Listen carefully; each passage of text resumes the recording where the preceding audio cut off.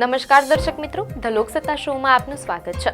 ભારતની નૌકાદળ શક્તિ અને સમુદ્રી સીમાઓના રક્ષણ માટે એક ઐતિહાસિક અને ગૌરવશાળી ક્ષણ આવી રહી છે। બંગાળની ખાડીમાં વિશાખાપટ્ટનમના કિનારે દુનિયાના સૌથી મોટા નૌસૈન્ય મેળાવડા પૈકીના એક ઇન્ટરનેશનલ ફ્લીટ રિવ્યુ IFR 2026નું આયોજન થવા જઈ રહ્યું છે।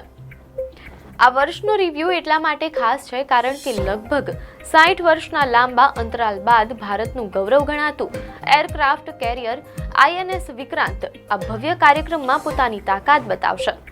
18 ફેબ્રુઆરી 2026ના રોજ જ્યારે આકાશમાં ફાઇટર જેટ્સ ગરજશે અને સમુદ્રની લહેરો પર ભારતીય જહાજો પરેડ કરશે, ત્યારે આખી દુનિયા ભારતની વધતી જતી દરિયાઈ તાકાતની સાક્ષી બનશે। સૌપ્રથમ જાણીએ કે આ ઇન્ટરનેશનલ ફ્લીટ રિવ્યુ એટલે કે IFR શું છે। આ એક એવો આંતરરાષ્ટ્રીય મંચ છે જ્યાં દુનિયાભરની નૌસેનાઓ એકત્રિત થાય છે અને મિત્ર દેશો સાથે સહયોગ વધારવામાં આવે છે।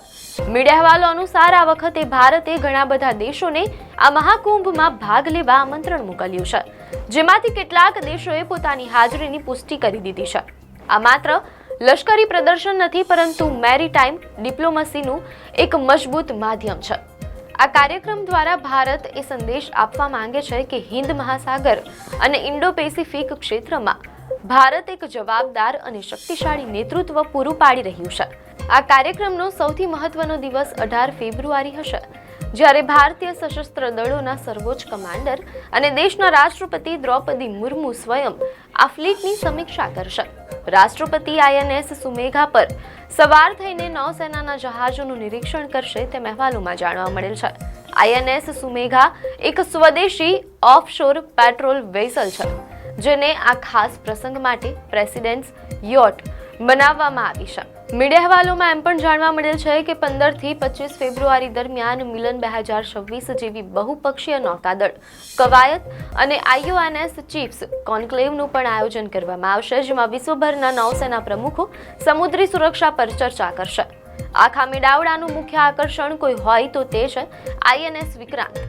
ભારતનું આ પહેલું સ્વદેશી વિમાન વાહક જહાજ એન્જિનિયરિંગનો અદ્ભુત નમૂનો છે। 45,000 ટન વજન ધરાવતું આ જહાજ 262.5 મીટર લાંબુ અને 61.6 મીટર પહોળું છે। આ એક તરતા એરફિલ્ડ સમાન છે, જ્યાંથી ફાઇટર જેટ્સ ટેક ઓફ અને લેન્ડિંગ કરી શકે છે। 1,600 થી વધુ નૌસૈનિકો આ જહાજ પર તૈનાત રહે છે, જેમાં મહિલા અધિકારીઓ પણ ખભે ખભા મિલાવીને કામ કરી રહી છે। મીડિયા અહેવાલો અનુસાર લગભગ 60 વર્ષ પહેલા એટલે કે 1966માં મૂળ INS વિક્રાંતે રિવ્યુમાં ભાગ લીધો હતો અને હવે આ નવું સ્વદેશી વિક્રાંત તે પરંપરાને આગળ વધારશે। INS વિક્રાંતની શક્તિમાં વધારો કરવા માટે તેની ઉપર અત્યાધુનિક વિમાનો અને હેલિકોપ્ટરો તૈનાત કરવામાં આવ્યા છે, જેમાં રશિયન બનાવટના MiG-29K યુદ્ધ વિમાન, અમેરિકાથી આવેલા ઘાતક MH-60R રોમિયો હેલિકોપ્ટર, ચેતક અને સી કિંગ જેવા હેલિકોપ્ટરોનો સમાવેશ થાય છે। એટલું જ નહીં, હવે રાફેલ M નેવલ ફાઇટર પણ ટૂંક સમયમાં આ કાફલામાં જોડાવાના છે। આ જહાજ પોતે 64 બરાક 8 મિસાઇલો, 76 mmની ગન અને ક્લોઝ ઇન વેપન સિસ્ટમથી સજ્જ છે, જે તેને દુશ્મનના કોઈ પણ એર એટેક કે મિસાઇલ હુમલા સામે અભેદ કવચ પૂરું પાડે છે।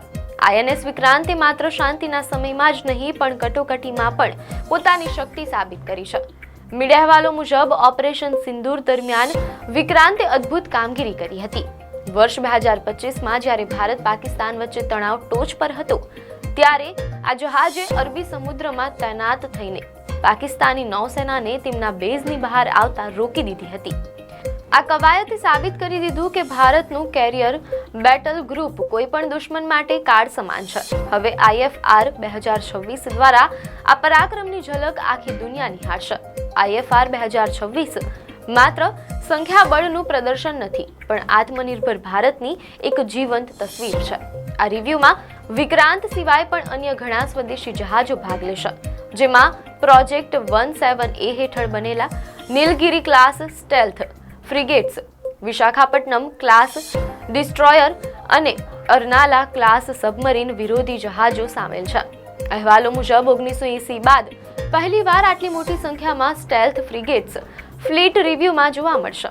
ભારત હવે માત્ર જહાજો ખરીદનારો દેશ નથી, પણ બિલ્ડર નેવી બની ચૂક્યો છે, જે પોતાના જહાજો પોતે બનાવે છે. ભારતમાં ફ્લીટ રિવ્યુની પરંપરા ઘણી જૂની છે. સૌથી પહેલો ફ્લીટ રિવ્યુ 1953માં મુંબઈ ખાતે યોજાયો હતો.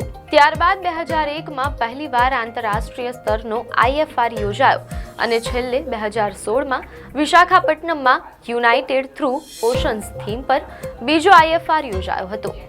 હવે 10 વર્ષ પછી ફરી એકવાર 2026માં વિશાખાપટ્ટનમ આ ઐતિહાસિક પળનું સાક્ષી બનશે. આ રિવ્યુ દ્વારા ભારત દુનિયાને બતાવશે કે તે હિન્દ મહાસાગરમાં નેટ સિક્યોરિટી પ્રોવાઇડરની ભૂમિકા ભજવવા માટે સંપૂર્ણ સજ્જ છે. ભારતની આ દરિયાઈ શક્તિ કોઈને ડરાવવા માટે નહીં, પણ શાંતિ અને સુરક્ષા જાળવવા માટે છે. ઇન્ડો પેસિફિક ક્ષેત્રમાં ભારતની વધતી મજબૂતી ચીન જેવા દેશો માટે પણ એક સ્પષ્ટ સંકેત છે. ભારતની નૌસેના સમુદ્રમાં અજેય છે. 8 ફેબ્રુઆરીનો દિવસ ભારતના રક્ષણના ઇતિહાસમાં સુવર્ણ અક્ષરે લખાશે, જ્યારે દેશના રાષ્ટ્રપતિ સમુદ્રની લહેરો પર ગર્વથી લહેરાતા તિરંગા સાથે જહાજોની સમીક્ષા કરશે. ત્યારે દરેક ભારતીયનું હૃદય ગર્વથી ફૂલી જશે. INS વિક્રાંતનું પુનરાગમન એ માત્ર એક જહાજની એન્ટ્રી નથી, પણ ભારતની સમુદ્રી શક્તિના નવા યુગની શરૂઆત છે. આપને માહિતી સારી લાગી હોય તો વિડીયોને લાઈક અને શેર કરજો, ચેનલને સબસ્ક્રાઇબ કરજો.